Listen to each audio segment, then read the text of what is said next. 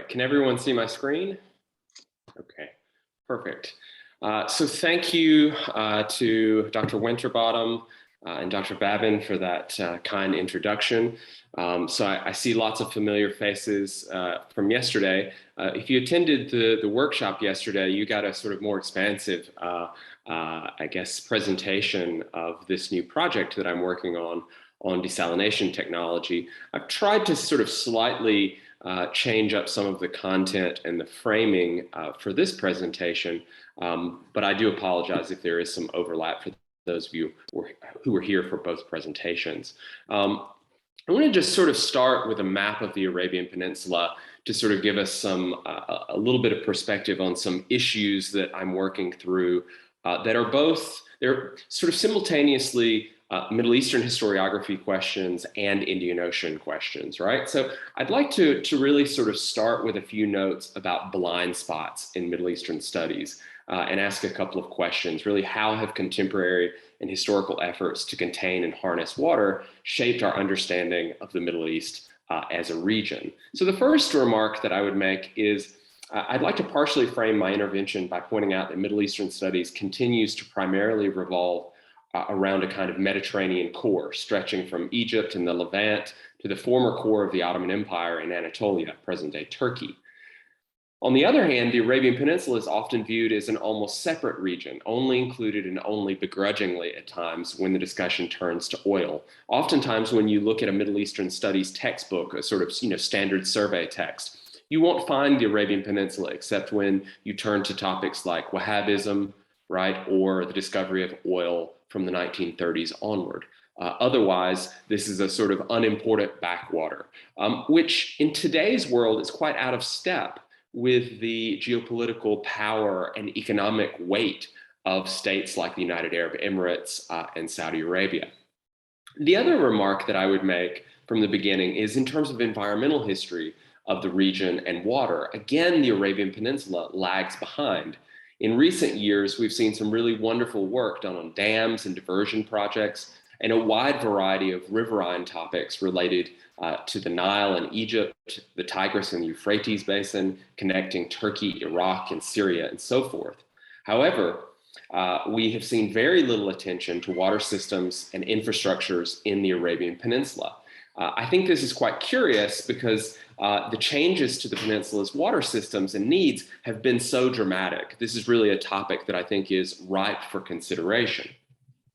Now, I believe part of the problem here is that the Arabian Peninsula is overlooked in much of Middle Eastern studies because of the Gulf states' particular historical development.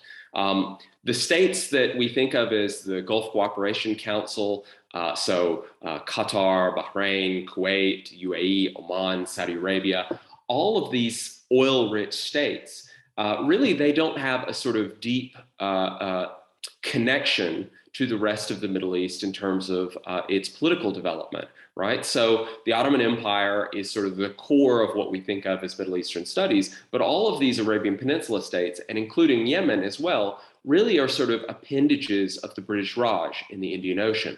They're treaty sheikdoms, they're indirectly ruled. You might think of them, for those of you who work on South Asia, as princely states, right? They're a little bit further away, but they're essentially princely states connected to the Raj. And their development is connected to the British Empire from roughly 1820 up through 1971.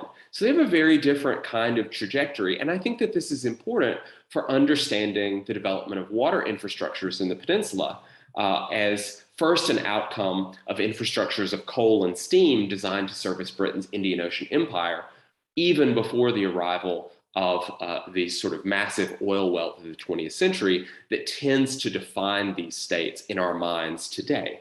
So that's the sort of starting point. I want to begin, however, from the 1930s onward and really from the 1970s onward. And why am I starting there? I think that's how we imagine the peninsula, right? Is from the massive explosion of oil wealth from the Arab oil embargo of 1973 forward, or at least from the discovery of massive quantities of oil by what becomes Saudi Aramco in the 1930s, of course, with American help.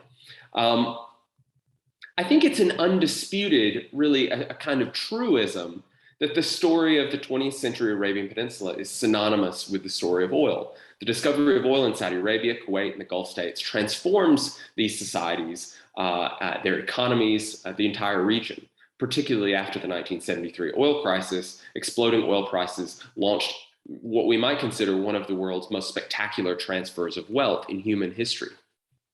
Now, the development of these so-called rentier states has allowed Gulf rulers to provide lavish social welfare services to their subjects and given rise to glittering cities like Doha, Dubai, and Abu Dhabi. And while oil and gas pipelines and refineries have rightfully been understood as the infrastructural lifeblood of this growth, another set of pipelines and processing plants has remained virtually invisible, and that's desalination facilities, right? So what's pictured at the top of your screen, these pipes and tubing are a kind of an invisible part of this story. We think of oil derricks and that oil wealth, but we don't think of the sort of other infrastructural side of this story. And that's the story that I want to fill in a bit today. Now, despite this seeming invisibility, all Gulf states have embraced fossil-fueled solutions to address their acute water problems. Here, I would argue that desalination and fossil-fueled water production has become a defining material feature of life on the Arabian Peninsula. The region's transition toward total dependency on desalination has ushered in an era from which there can be no escape. Since the 1970s, oil and water production have become inextricably linked. Not only have oil revenues subsidized impossibly low water prices and artificially elevated levels of consumption, oil itself has become the key ingredient in the manufacture of the vast majority of the region's water. Partly as a result of the carbon-intensive infrastructure of transforming water into salt water into fresh water, Gulf kingdoms are now among the world's leading per capita consumers of both oil and water. However, this energy-intensive solution to the region's absolute water scarcity depends on the conceit that oil production will indefinitely keep pace with the development that it has enabled. But unlike the techno-political alchemy of turning crude oil into government revenue or private wealth, the production and consumption of desalinated water has fostered an even deeper material and infrastructural dependency.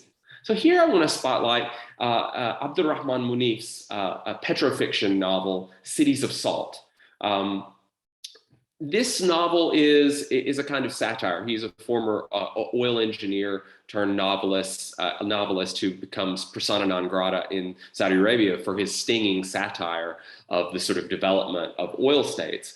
And this idea of cities of salt, in a later interview, Abdurrahman Munif talked about how these sort of glittering cities are kind of a temporary phenomenon, that they'll be washed away by the waves of history, if you will. But I've sort of played around with this idea of cities of salt, and I want to think of cities of salt water, or kingdoms of saltwater kingdoms, to reframe this idea of petrostates and petro-kingdoms, that really the infrastructural backbone of the demographic development of these places is water and not oil, as a way to sort of critique this lazy literature of the oil state, if you will. And I think it encapsulates a very specific form of the rentier state that Abdurrahman Munif satirized, although different from the vulnerability that he had in mind. In a sense, desalination and its interdependence with fossil fuels only underscores the vulnerabilities looming over a climate-altered horizon. When Abdurrahman Munif was talking about cities of salt, he meant politically, right? That these states were too autocratic, they were too sclerotic, that they couldn't last. Right? I'm making a claim that perhaps those political problems are important, but it's the ecological problems of really robbing Peter to pay Paul by creating fresh water using fossil fuels. Now, not unlike the problematic environmental imaginary of endless energy, desalination infrastructures have allowed Gulf states to imagine their water supplies as infinitely expandable. And despite their growing recognition of a looming post-oil future, and here is, I think, where the 2100 date that Anna chuckled at in my title really comes in.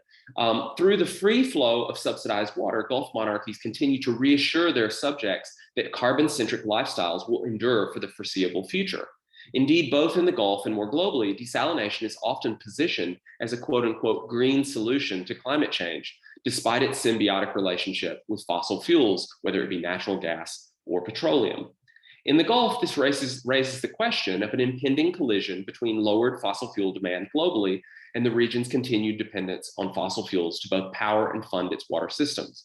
In this sense, desalination is an interesting case as both a solution to environmental stress, right? A sort of story of adaptation and resilience on the one hand, and a direct contributor to greenhouse gas emissions and rapid warming on the other. This case is particularly acute when we consider climate projections that forecast wet bulb temperatures and humidity levels that stand to make everyday life in the Gulf and South Asia hazardous to human health as soon as the years 2050 to 2070. Thus, as we watch the aggressive environmental branding of the Dubai 2020 Expo, I cannot help but see this as precisely the kind of dilemma captured in Gökçe Günel's remarkable book, Spaceship in the Desert, about Abu Dhabi's Masdar City project and its green visions of a kind of status quo future, right? Where you use technical adjustments to keep the oil flowing, to keep the wealth flowing, but for whom, right? For a very slender elite at the expense of massive migrant labor populations, primarily from South Asia and the Indian Ocean. So one of the things here that I think is quite interesting about thinking about this region, in area studies in the post-World War II period, unlike, say, the British Empire, we separate the Middle East and South Asia. All of my work throughout my career has been to cram these two regions back together, to put India and the Middle East, the Red Sea and the Persian Gulf and the Arabian Peninsula back together.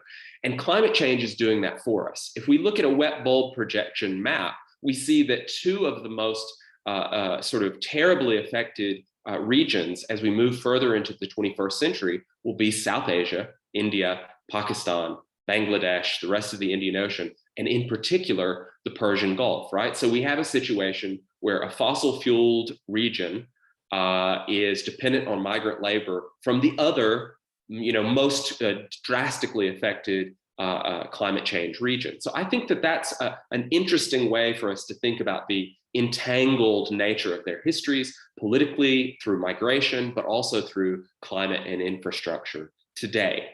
Okay. So how on earth, I guess the question is, I set this up as an Indian Ocean story. So how did I get here? And I think that takes a little bit of description from my first book. So I started out thinking about quarantines, passports, borders, how the Hajj, how the pilgrimage to Mecca across the Indian Ocean, how it works, how it functions, the mechanics of everyday life on pilgrimage between two great empires, the Ottoman Empire and the British Empire. I started out in the early 2000s working on a place called Cameron Island, which was a cholera quarantine station off the coast of Yemen. Here's me in my swashbuckling early to mid 20s, right? Baking in 120 degree Fahrenheit, 40 plus degrees Celsius temperatures out on this desert rock off the coast of Yemen, sort of checking out the remnants of the Ottoman and British quarantine stations. So desalination came to Cameron in the 1890s as a solution for safer drinking water for the pilgrims. It also came to other ports in the Red Sea. We see in this document, this was sort of the aha moment in the book where desalination first came to my consciousness, where we see the Ottomans writing about converting salt water into fresh water. And this line that I have underlined, just, my eyes just popped. And I had this moment where I was thinking, surely, this crazy foreigner, I must be reading something wrong. But I kept finding more and more documents about Ottomans desalinating seawater. And so we see from as early as 1894, 95, we get this popping up in places like Jeddah and Yanbu, in Cameron and Hudaydah in the Red Sea. And eventually we get the first big plant to service the pilgrimage in Jeddah in 1911, just before World War I. But what's interesting about this is a Glasgow-built machine. This is a sort of a product of the British Empire, partly with cooperation from British officials as well. And this plant is essentially a kind of a first for the Ottomans, but for the British, they had been doing this across the Red Sea, across the Persian Gulf, in a kind of archipelago around the Arabian Peninsula. And here I turn to On Barak's recent work. And On Barak has sort of, he has sort of fleshed out the beginnings of thinking about this archipelago, from Steamer Point in Aden to places like Suez in Malta, around the Eastern Mediterranean, to places like Suakin at Port Sudan, and then around the Arabian Peninsula to places like Muscat and Bushehr and Kuwait and Bahrain. For the British, right, this was a sort of mobile supply line. You could put these units on a steamship and provide sort of logistics to your troops who might be fighting wars in Egypt or Sudan, etc. Just one second.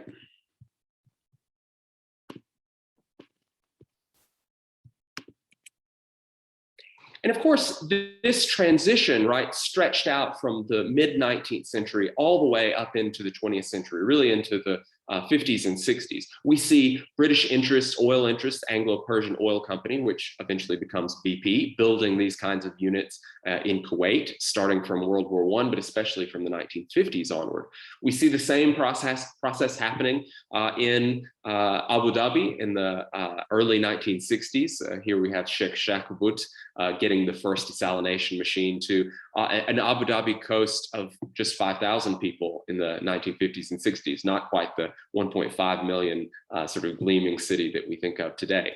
Now, all in all, we get, as I said, this kind of archipelago. And I want us to think about this as a kind of important connective tissue, connecting British interests in the Mediterranean to India, right? So in order to navigate around the Arabian Peninsula, you need coaling stations for steamships, but you also need water to build up this industrial fossil fuel presence of coal and eventually lay the groundwork for oil. So one of the interesting moves that I'm making in this book project is that desalination is a necessary step to build the oil state, not that it's being paid for by the oil money.